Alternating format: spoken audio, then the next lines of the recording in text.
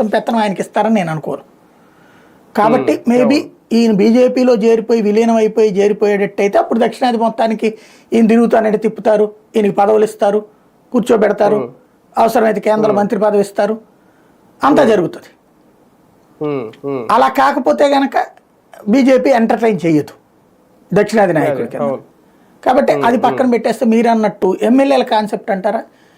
ఇప్పుడు తెలుగుదేశం ఎమ్మెల్యేల నియోజకవర్గంలో జనసేన వాళ్ళ పరిస్థితి ఏంటి? అప్పుడప్పుడు ఏదైనా మీటింగులకు పిలుస్తుంటారు, అంతవరకే. తెలుగుదేశం ఎమ్మెల్యేలుగా గెలిచిన చోట జనసేన వాళ్ళని కూడా సంప్రదించుతారు, వాళ్ళేం సంప్రదించరు. వీళ్ళు ఏదన్నా పని అడిగితే 10 పనులు అడిగితే వాళ్ళు 1 2 చేసి పెడతారు. వీళ్ళకేమి హై ప్రయారిటీ ఇవ్వరు, వాళ్ళతో సమానంగా ఏం కూర్చోబెట్టుకోరు. ఎక్కడ ఏం మీటింగ్లో జరిగినప్పుడు కూటమి మీటింగ్లు అయితే అక్కడ పక్కన కూర్చోబెట్టుకోవడమే తప్పించి హై వాల్యూ ఇచ్చే సీన్ ఏం లేదు వీళ్ళకి. తెలుగుదేశంలో కొంచెం బలమైన కార్యకర్తకి ఇచ్చే ప్రయారిటీ ఇస్తారు వీళ్ళకి. అక్కడ వీళ్ళ పెత్తనం ఏమి నడవదు. ఇదిగో మా వాడికి కొంచెం ఈ పని చేసి పెట్టండి, మా వాడికి కొంచెం ఈ బదిలీ ఇవ్వండి, ఇట్లాంటివి ఏం కుదరదు. అక్కడ తెలుగుదేశం ఎమ్మెల్యే సిట్టింగ్ ఎమ్మెల్యే ఉన్న చోట కనుక ఏ అధికారి అన్నా మావాడు కొంచెం చూడండి అన్నాడంటే అధికారిని తీసేస్తారు కావాలి.